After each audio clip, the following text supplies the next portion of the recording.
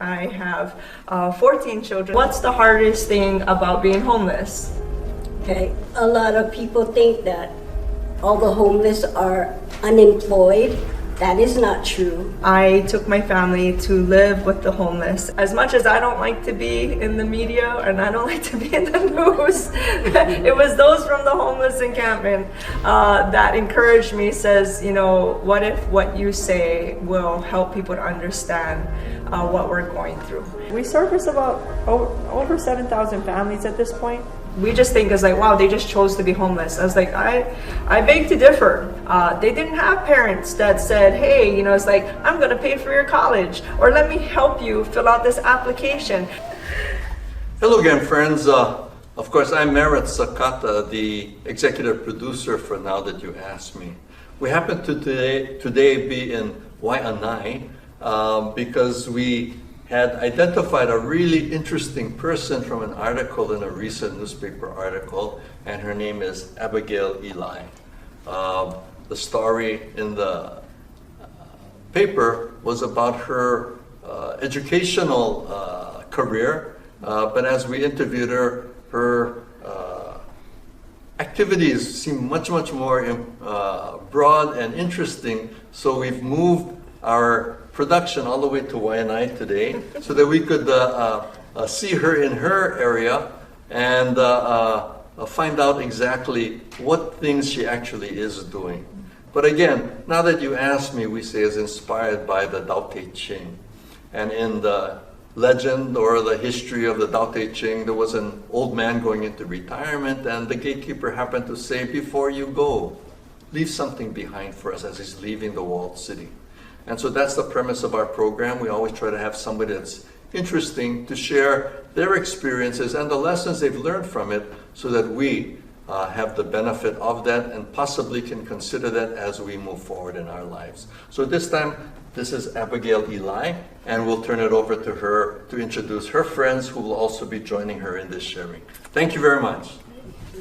Thank you, Mary. Well, let me introduce you to some of my friends. This is Jody, and we call her Auntie Jody.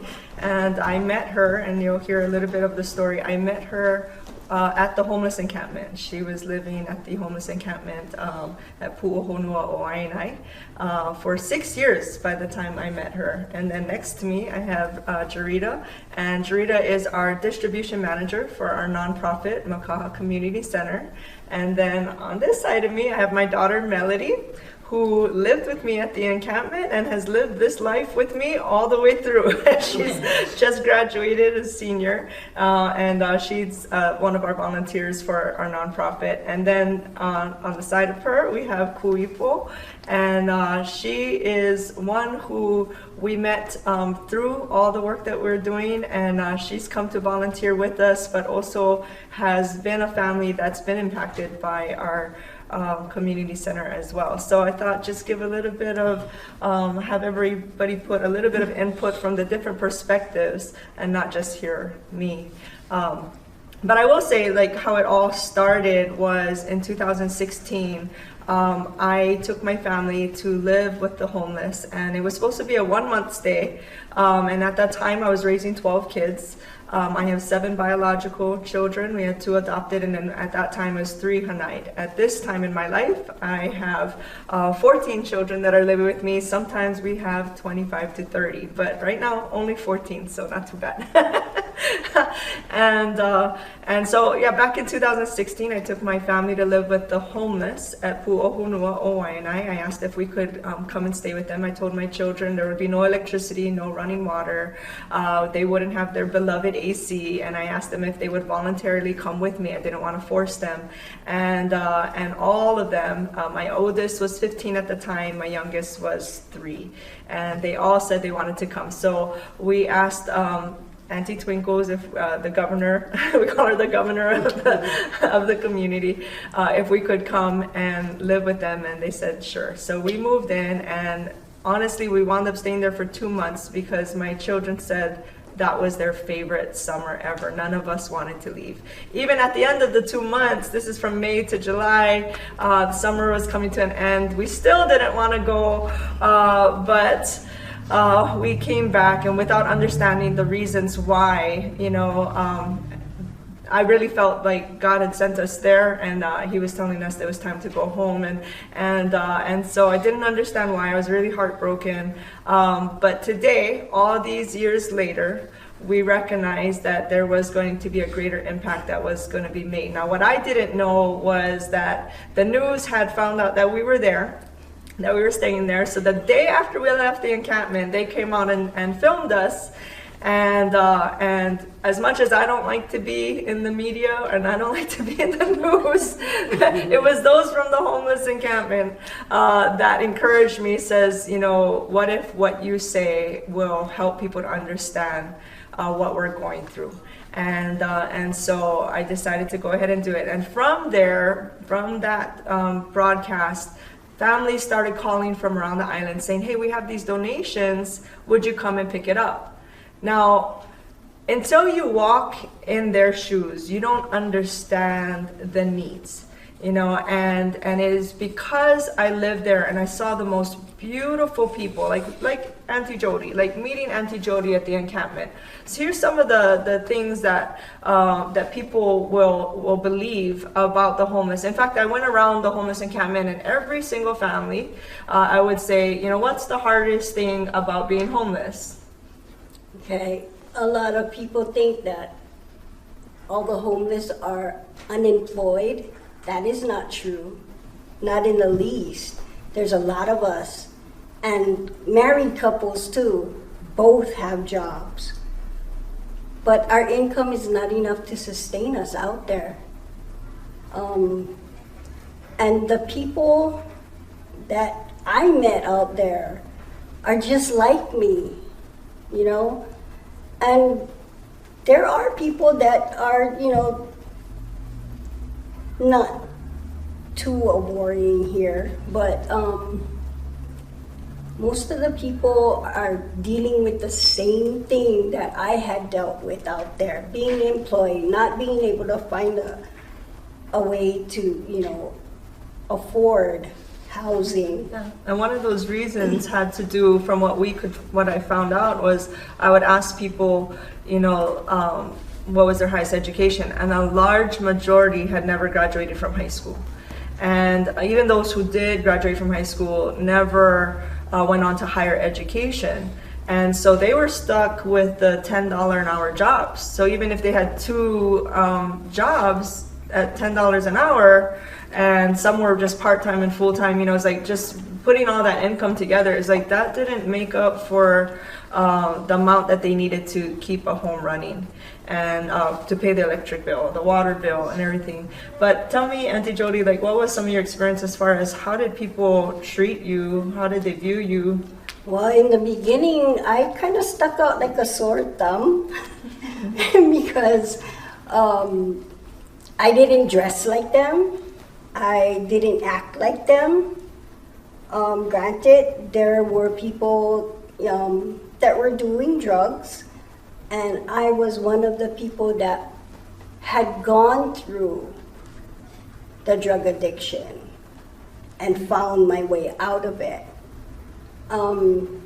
So there was, people really get offensive and they start putting up walls. But how did the people from the outside treat you? Oh, knowing that you lived at that homeless encampment? Well, the people that I knew, it didn't bother them a bit. Mm-hmm. And they were just telling me, do the work that you need to do within those confinements. Right. Oh, that was your family. Yes. Mm-hmm. How did the people outside? Because a lot of them didn't know that I was homeless. Yeah. Yeah. But. Do you remember the story that you told me that when you would catch the bus, you would be passing by and they couldn't tell by the way you dressed because you looked just like everybody else on the outside. And then you're passing the homeless encampment and they're like, all of those people are, what did they say? Are drug addicts. They have no purpose in life. They shouldn't even be here. Right. They had no idea they were sitting next to someone that lived in that encampment.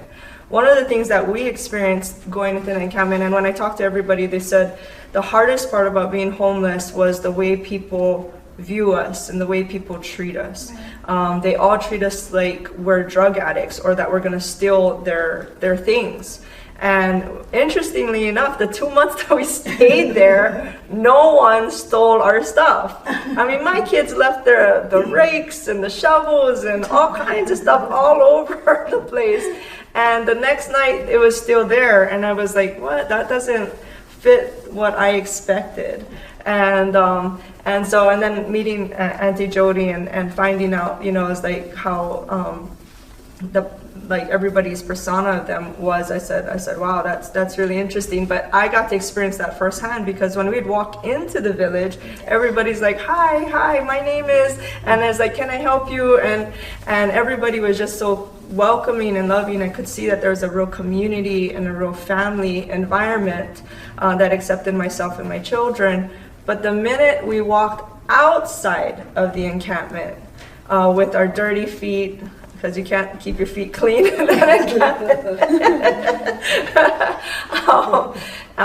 the fishermen would glare at me, just like the most. I've never had anybody look at me so hateful.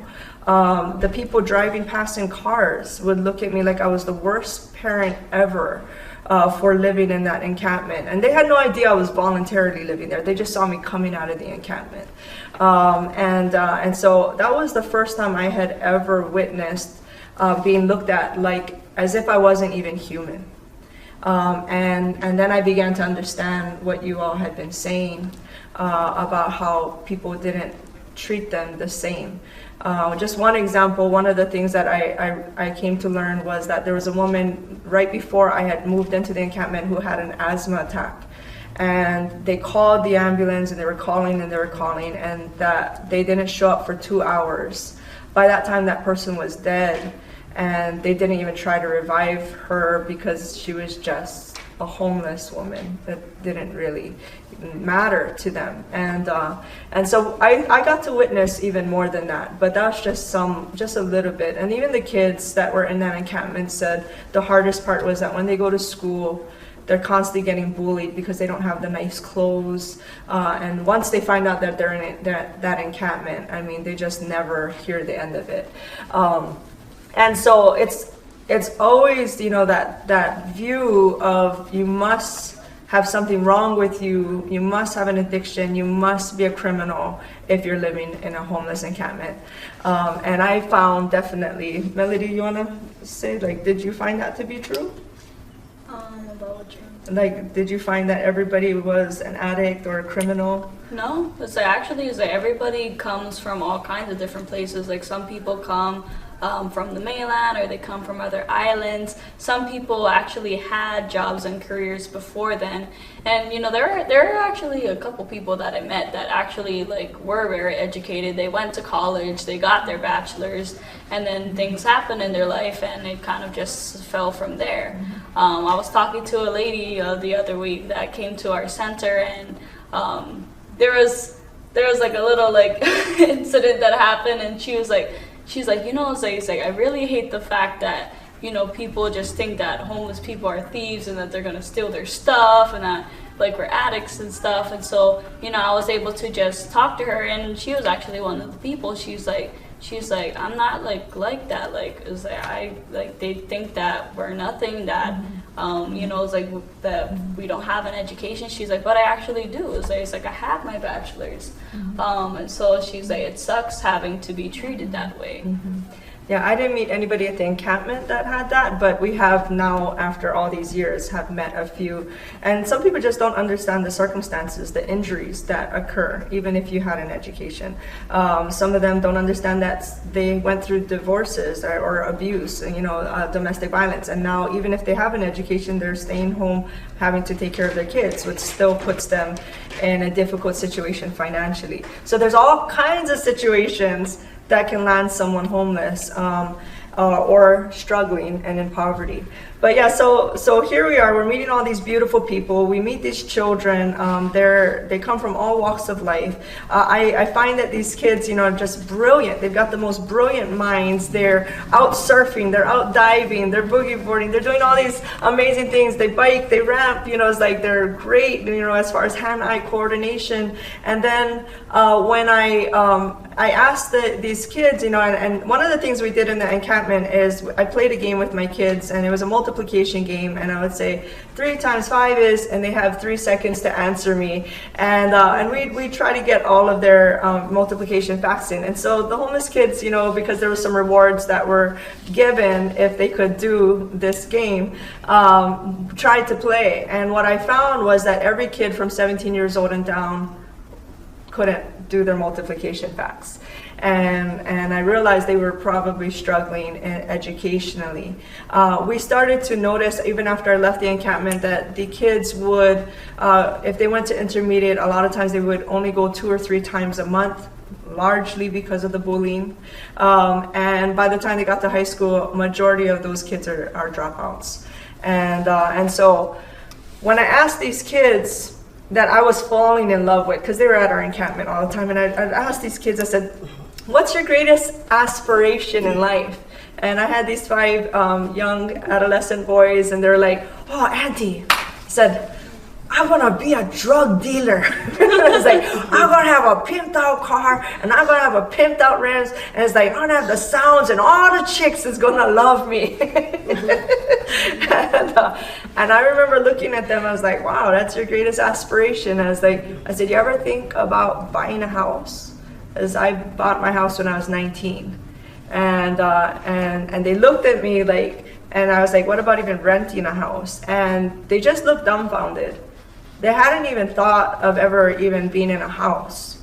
Their greatest aspiration was a vehicle, a nice vehicle, because that was the community and that was their mindset at that time of what they thought was amazing, was to have an amazing vehicle.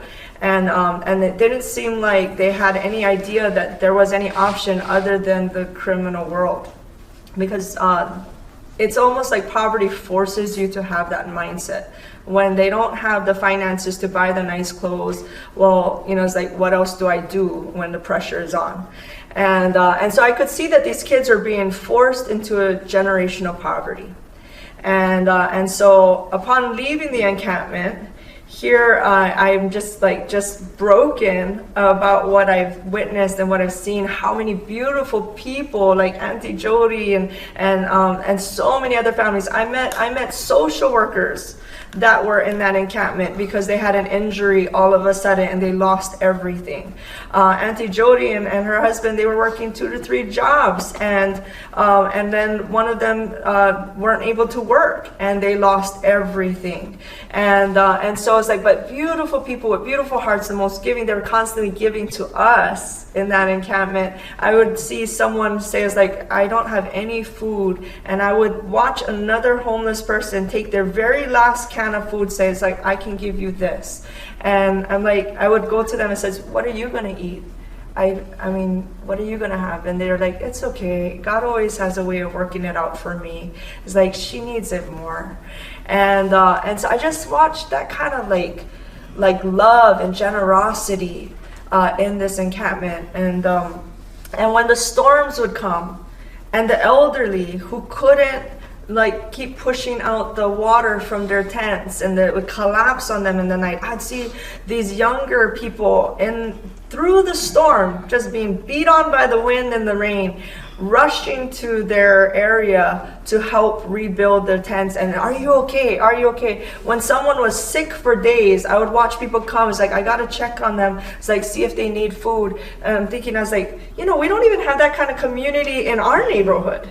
We don't have neighbors that check on us like that. We don't have people helping us like that. It's like everybody's on their own. But I saw that in this community, and I just thought, wow, we've totally misjudged the houseless. So here I'm leaving the encampment, and the news calls, and then people are calling saying, I want to donate to you. Like, would you get this to families in need?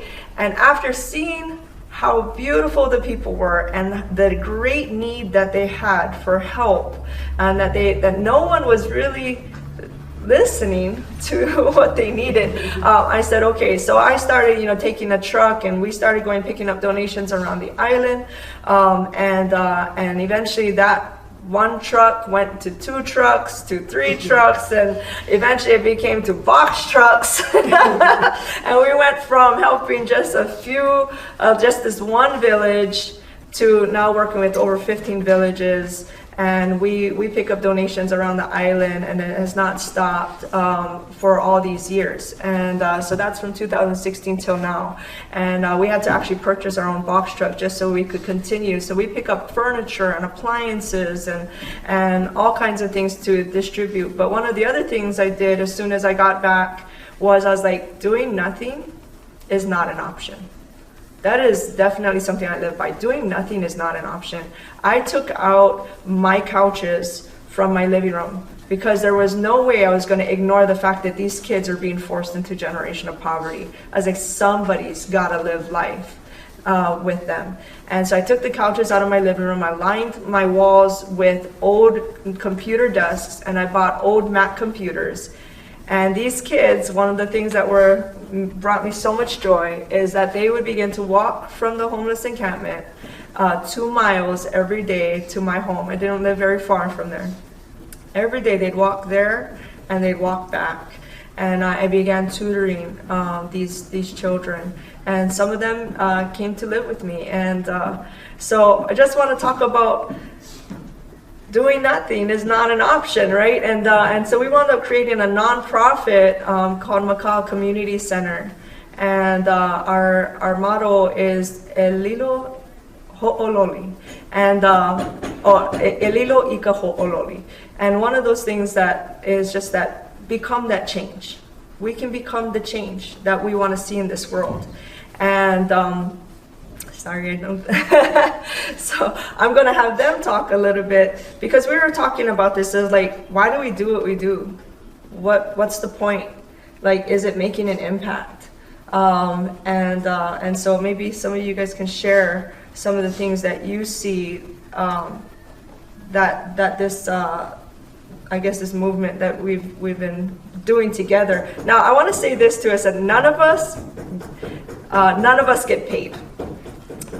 Every one of us are volunteers, and so we do this because our heart says this is the right thing to do. So why do you do it? Because this is our distribution manager. She works. Well, our distribution center is open Monday, Tuesday, Wednesday, and Friday from 10 a.m.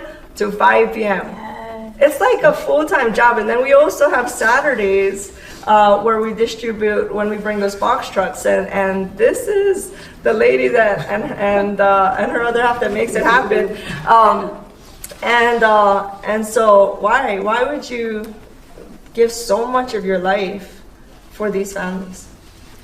Because I love working with people and helping, people that needs the help.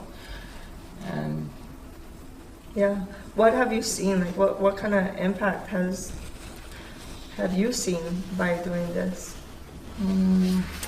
I do see a lot of our homeless out on this side do come for needs. They're needing like food, like towels, all kinds of stuff that they really need. And and then I do have I had a couple ladies come for help because they were abused, and so I would help them get into shelters for ladies that is abused. Yeah, some of the things that we brought to the centers, we had even Kealoha West Oahu come out with a program with Andrea Tupola, and they would help get housing, their IDs, their vital records on Wednesdays.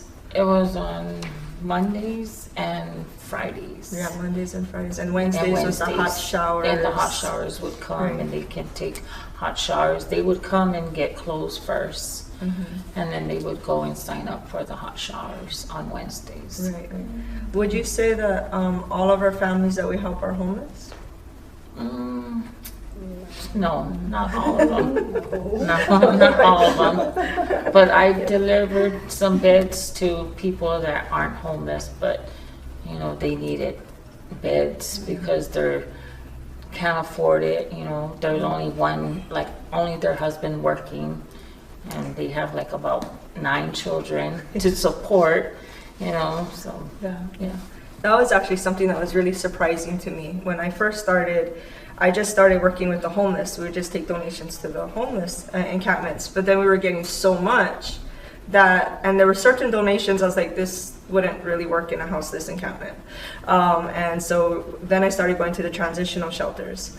And so we kept going there. And I would walk into these homes and there was like nothing in it.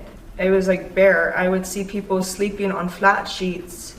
And even a mom who just gave birth with her brand new baby, they were on flat sheets. And I'm looking around the rooms and you can see everything. And it's like, there's not even a microwave. I don't even see dishes. And so I'd be kind of surprised and I'd be like, I was like, did you just move in? Did you just get housing? They're like, no, we've been here for 6 months. And I'd be like, 6 months? You've been living like this for 6 months with nothing? You've been sleeping on the ground for 6 months, your kids and everything. I said, oh, what happened to the programs that help get that kind of stuff? And what I learned is to get into those programs, you have to have a social worker sign off, first of all. There can be a waiting list. And then you have to have a vehicle to be able to get those items. Yes. And that's what we're actually finding is the problem. And it's all the way in Honolulu. And even if they have a vehicle, a lot of times they can't get to Honolulu. One, either for gas or the car is barely operating. It's very small. Or it's very small, yeah. So we're like, how do you fit? You need like 3 to 5 beds, and how are you supposed to fit that on your little Honda? Yeah. And so this is the first organization that we know of that gives appliances. We give appliances, we give furniture, anything that people donate for the families. We work with integrity. We want it to go to the families. Right. I've had people give me brand new generators, and I will just wait till I find the right family and the right situation that is going to make the biggest impact, that's going to be most effective before I give it out. But it is not going to come to my home. It's not going to go to our volunteers' homes. Right. It's going to go to a family in need. Now, I'm not saying that our volunteers are not people in need, because they are too. And yet, from that place of poverty, they're saying, hey, you know, it's like, I have something to give. Like, I can do something too. It's like, I've got hands, I've got feet, you know, it's like, I can be a part of this. And a lot of our kids that come from the homeless communities or the transitional shelters, they tell me they love being able to do this just to watch other families smile, just to watch other children smile, to get nice clothes, to get, you know, beds in their homes. So that's something constantly we're seeing. Kuipo, you want to share some of the things that you saw that? Yes, for sure. So there's a website that Abigail and her team has set up. It's called God Provides.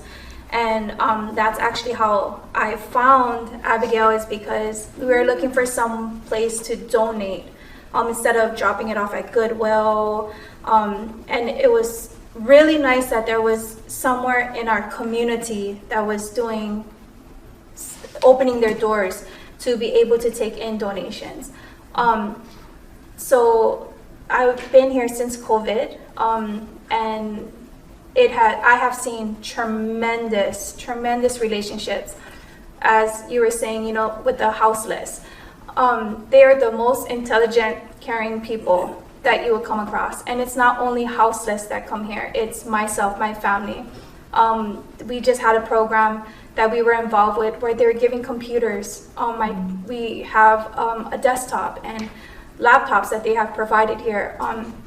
And it's such a great outlet to have and a resource of family on this God Provides website on Facebook, because not only, like, some people might not have vehicles, but then they say, I'm in need of a bed. And my family and we have given beds, because we live in a community where we live by a lot of military families. So people are constantly moving in and out. So they're giving away things, they're moving, they're asking for help. Where do we donate our stuff? And it's like, great, I know a perfect place that will love to use your appliances that, you know, and they're like, thank you, take it. We can't use it, we're leaving. And so that's why actually my husband and I are here today, is because a family was moving at 10 o'clock in the morning a.m. They're leaving Oahu, and we have our truck filled with donations and also helping them take their stuff to the dump. So we came here to drop off donations, but that's the beautiful thing about it, is that it's not just people who are on drugs or people who are not driving or uneducated. These are families that we come together, and we live on the island of Hawaii as a family community where Abigail has brought that. It's not just because we live in Waianae. It's because we are sticking together and building each other up and providing what we need, and that's just aloha. Everyone is seeking desperately to be loved, to be seen, to be heard. Just like Auntie Jody said, like, you know, people want to judge from the outside, but take a moment to be able to talk to those people. Regardless, talk to the keikis, talk to the elderly, talk to the men, talk to the women, and you will hear their stories and you will see the value within them. And that's what this place provides here. And it's so wonderful. And just like today, there's food that they're going to give out to the communities. You're going to see it's not just the houseless that's going to come, it's families that are in need because food is so expensive right now. And summer is here and keikis are eating up the refrigerators. So it's just so good to have a place where you can come home, where you can feel warmth. It's like a big hug. Like, you know that there's going to be someone here that's volunteering their time, you know, Monday through Fridays, through Saturdays, to Sundays, giving up their time with their family, their lives, their income, to be here to volunteer for you. So it's just such a great organization. Yeah, yes. How is it for you, like, as far as what you have seen, whether we work with the kids, and because my kids gave up a lot of their bed space.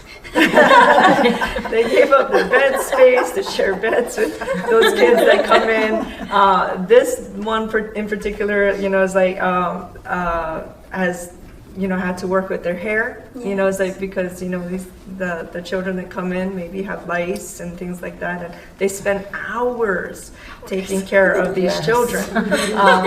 So have you seen any impact that it's made in these children's lives? Honestly, it's been really incredible in these children's lives, because a lot of these kids that we meet from the homeless encampments or the transitional shelters, low-income housing, a lot of them become our Hanai siblings. So when people ask me, like, oh, like, how much siblings do you have, or like, how big is your family, I'm like, well, it really all depends. I was like, it's like the numbers are always changing, because my mom, again, she has 7 biological kids, 2 adopted, and then we take in a lot of Hanai kids. So sometimes we can have like 25 to 30 children in the house all at once. So yeah, it's like there, so it's kind of like we all just share the space. And people, you know, they ask me, they're like, that's so crazy. It's like, how can you handle having so much siblings? Like that would drive me nuts. And I'm like, actually, it's like, I honestly wouldn't have it any other way. It's like, it keeps life interesting, but you also get to pour into them. A lot of these kids come from very rough backgrounds, and they have a lot of hurts. And so being able to be there for them, to give them advice, to pray with them, and you know, it's like because we do teach them like about God and stuff, because everything we do is because of God and what He's given us. Our program, our Facebook is literally called God Provides, because everything that we have is a miracle by His hand. And even just getting to help them with their schoolwork, because some of them, like, they struggle academically, and some of them is like they just really don't want to do the schoolwork. So it's like, dude, just like not even just schoolwork. Now that I think about it, it's like I cannot even count how many microwaves have blown up in my house because these kids don't know how to operate it. They don't know metal doesn't belong in a microwave. Yeah. Or like how do I wash clothes? You know, it's like we have to teach them how to wash clothes. We have to teach them just basic, you know, brush your teeth. Yeah. like pick up that rubbish that you just threw on the ground. That's not okay, because they're just so used to just, you know. And I was like, hey, this is our land. This is our aina. You know, it's like we need to take care of it.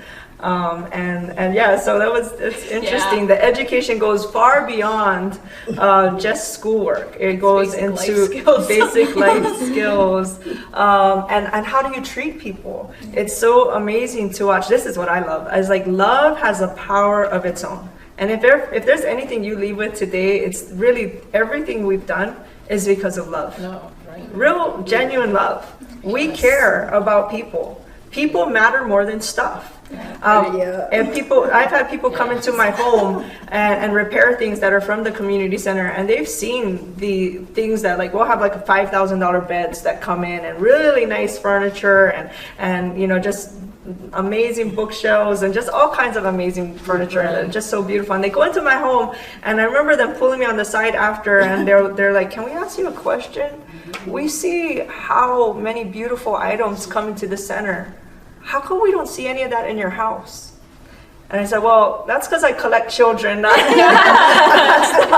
I believe in taking care of people." And it's like, especially when you have a lot of kids, you don't want them to mess up nice stuff. So I said, if there's anything I'll ever take, it'll be the things that nobody wants. It'll be things with tears on it, you know. It's like, and because then if the kids are jumping all over it, it's like, we don't care. I said, but no, I said, I don't really care about things. I care about people.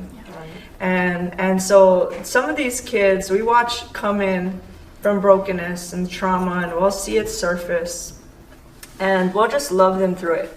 And I tell these kids, I says, once you walk into a relationship with me, and I'm this way with all the families, I said, once you walk into a relationship with me, I said, there's no option out unless you leave it.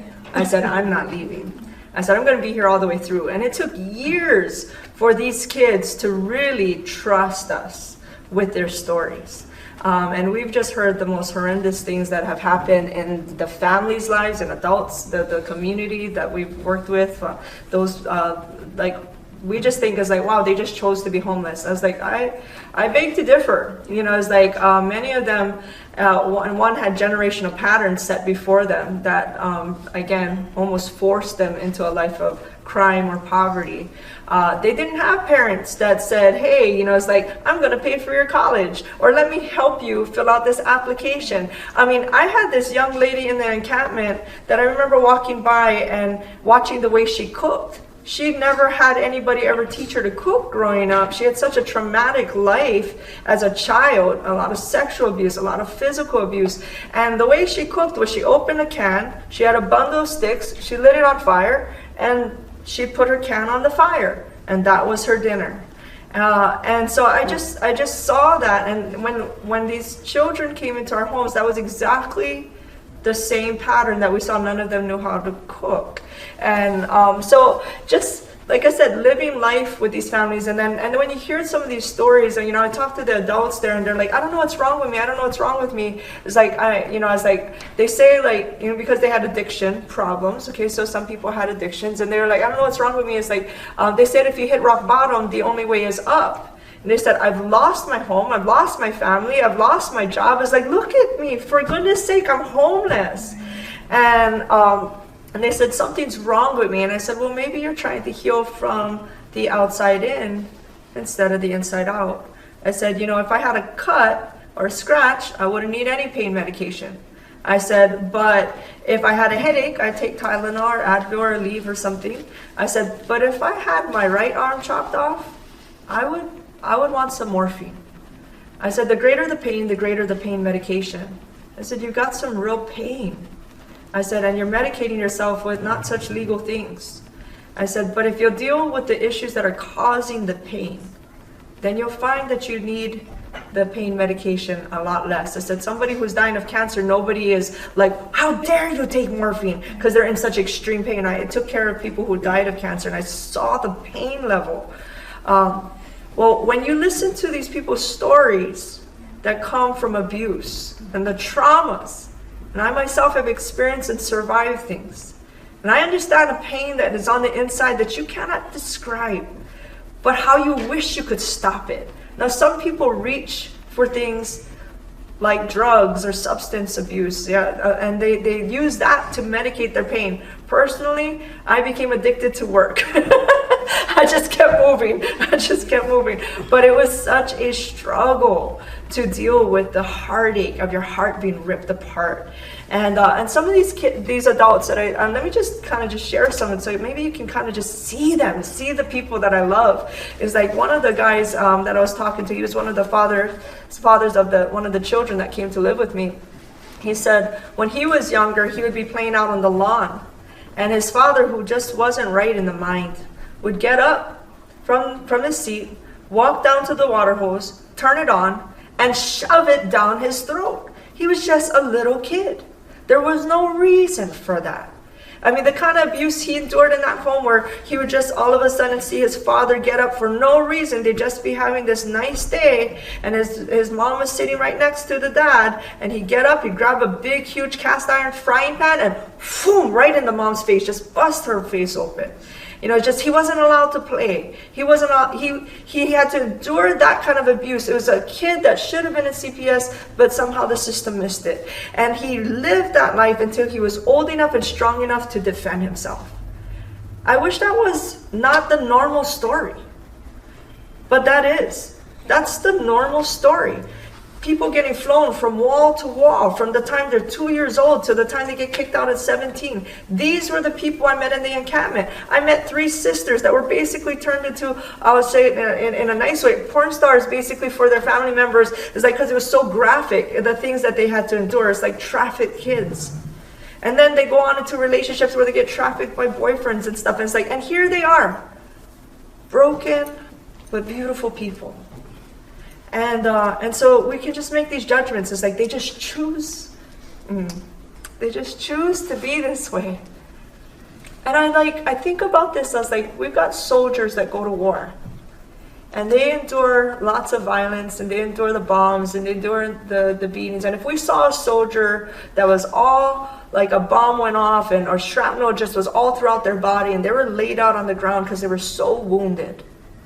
And if I went over there and maybe you guys were filming me just like this, and you see that person's about 10 feet away from me, and I'm yelling at that person and saying, it's like, young man, it's like, I'm here to save you, I'm here to help you. It's like, but I'm not coming to you. You need to get up and you need to move over here. If you want help, you need to stand up and you need to come over here and get the help that you need.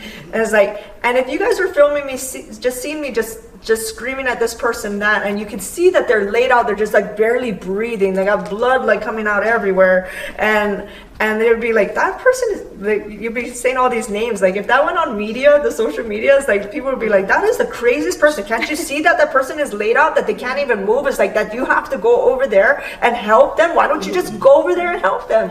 Yeah. And because the truth is, it's like they can't even walk on their own right now.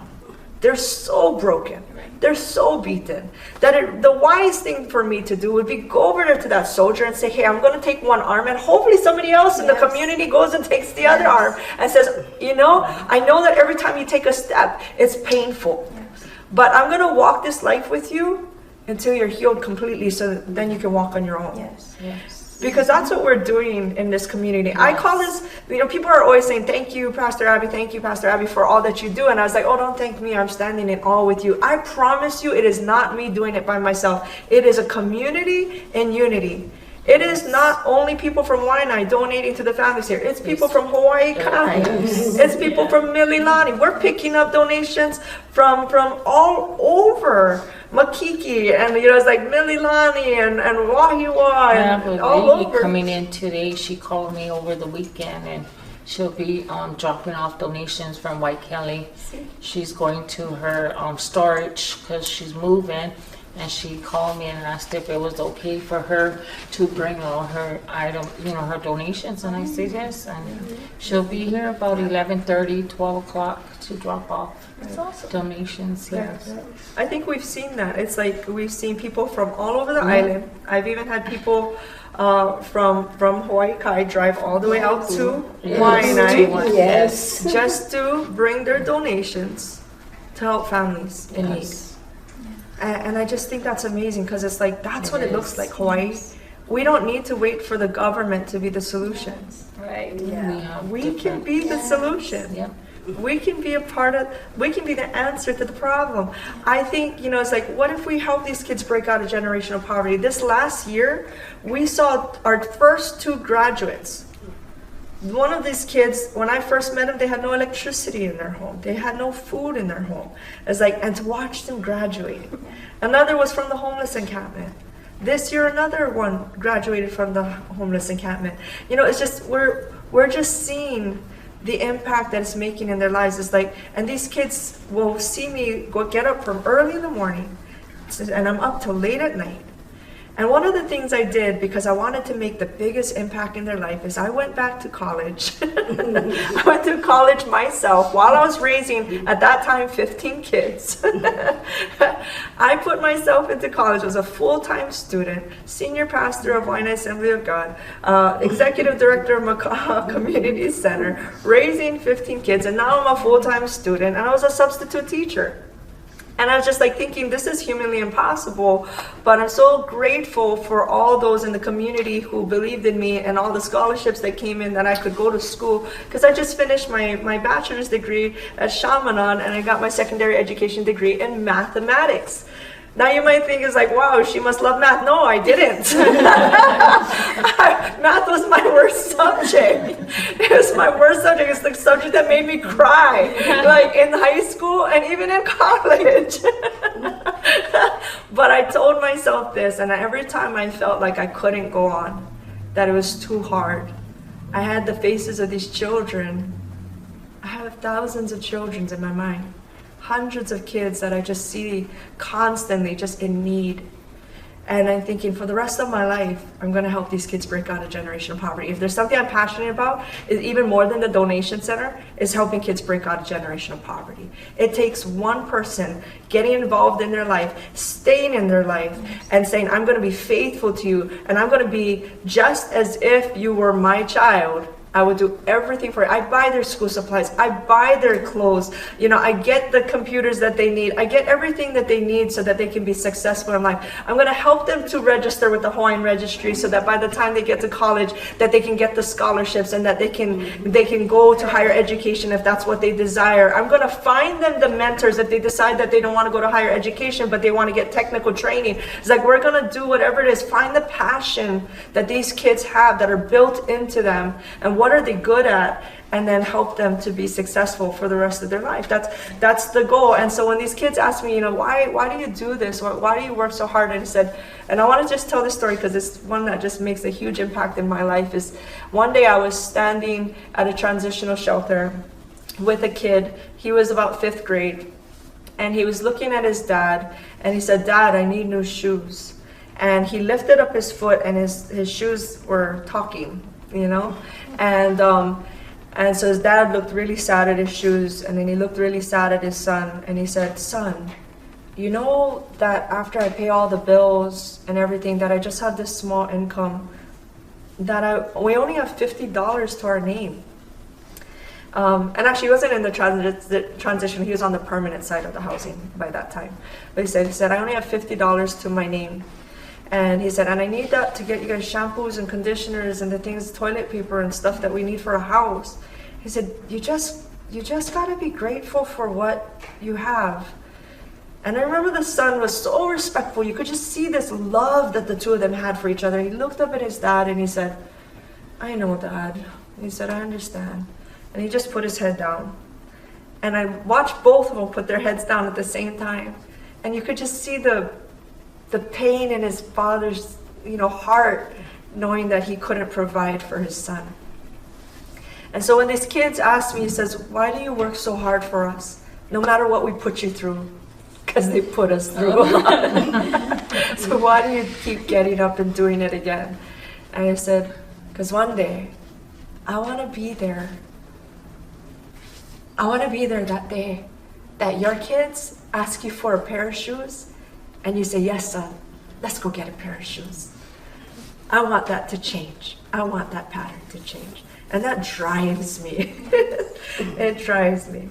So yeah, community in unity. It is not something we can do alone. And we don't get government funding. We've never had government funding. Thank you. Is there any reason that a homeless person might want to stay away from the shelters? Yeah.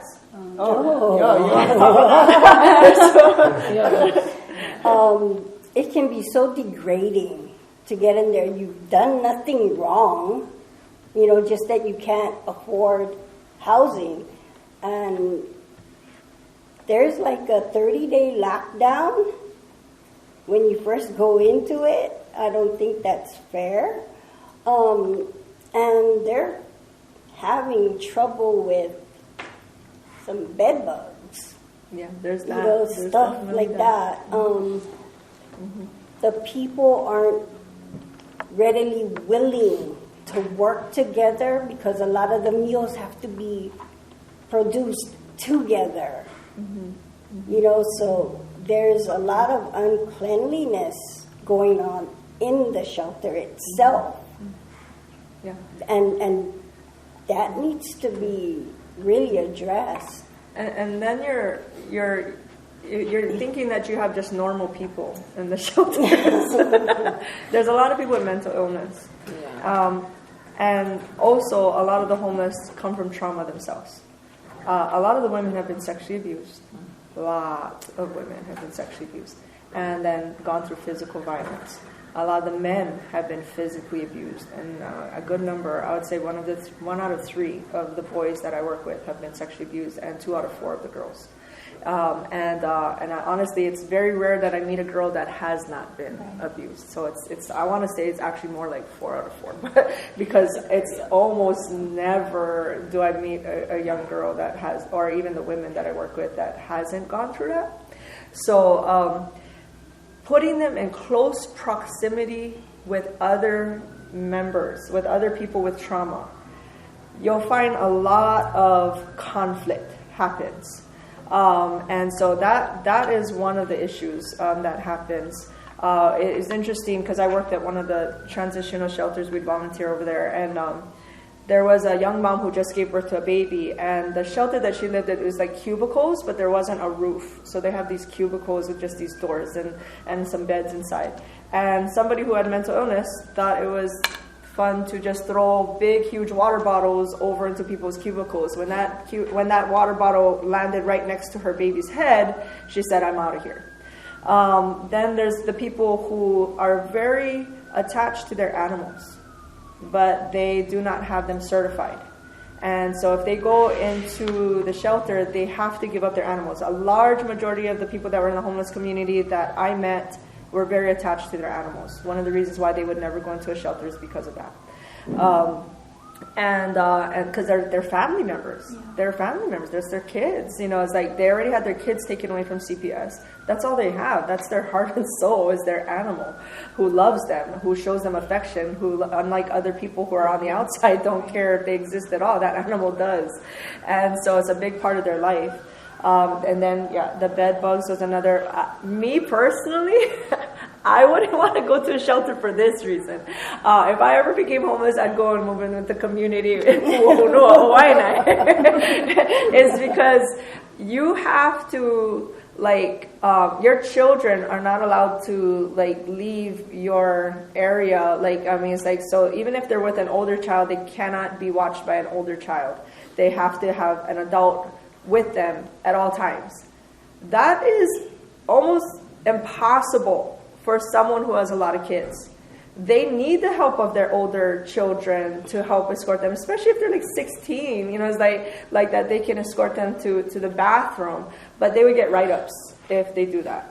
And if their child is, right outside the door, I've had parents who had their children outside the door while they're inside their cubicle and they got written up. And if you get a certain amount of write-ups, you get kicked out. So the people at Pu'uhonua Waianae who have an established community, they said, are we going to lose our spot where we have this nice shady spot to go move into someplace like that where they're writing us up for every little thing to get kicked out, to have lost our place? It's just better that we stay here. So they've kind of learned that it's not the best situation. There's a lot of reasons to it, but we have definitely seen a lot of conflict with as far as people triggering each other's traumas. That's a big one. So it's not something, when you ask this, like, can I be part of the solution? Absolutely, you can be part of the solution. Somebody needs you.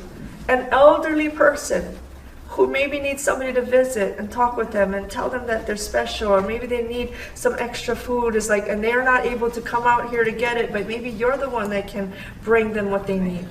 You can be part of the solution. To the homeless child, or the kid in the transitional shelter, or the troubled kid that needs your arms to hug them, that needs somebody to read with them, that needs somebody to just get on them and say, it's like, hey, did you do your homework? Let me sit with you. Let me talk with you. It's like, to the kid who's being bullied, this says like, hey, you're special. We believe in you. It's like, you're somebody. It's like, no, you're not worthless. Like, you can be part of that solution. To the family that needs a refrigerator and you got an extra one and you're giving it away and you don't need it anymore, you can be part of the solution. And if it's just, I just have time to pick up donations. It's like, we always need the help. It's like, we always need that kind of help. So yeah, like, I think that's the answer. Community and unity can bring forth vision through division. And I say that because a lot of people have lost their hope. A lot of people have lost their vision. And we're such a divided state. It's like, we've got the upper class to the middle class to the lower class, and just, you just go from Waianae to Mililani and you see how divided we are. And we're in the same state. It's like very different from school to school, but everybody matters. Everybody matters, and we all need to be giving each other a hand up. Here's something too, is that we shouldn't only be concentrating on helping the homeless, but anybody in need. When we went through the pandemic, when we went through COVID, this was interesting. The poor weren't the ones who suffered. The poorest of the poor, the homeless, they were not the ones suffering the most. It was the middle class. We watched these families come in because there were no food distributions, so we were the only ones that stayed open. Only ones we knew of. We don't know if there were others, but for a long time there weren't very many places open. And we continued to operate because we saw the need. And many of these families, they were flight attendants, medical professionals who lost their job, who were laid off before they could get through to the unemployment, because there was a good span of time, nobody had the help. And they came in weeping, just crying. They had never been at a food distribution before. They had never had to ask for help before. They had never had to come to a place where they were giving out Christmas gifts, because we have huge Christmas distributions. I think we gave to over 2,000 families last year, 2,000 children. And we had school supply drives. And so here these families come in very shy and very uneasy. They don't want to have to ask for help, but they don't want to not be able to give their child a gift that Christmas. And so it was really interesting to see the dynamics of, it's just, are you in need? You're not going to get judgment here. We care about you. Yes. We're going to be here for you. And when people say, it's like, well, there's some people that take advantage. I was like, we service about over 7,000 families at this point.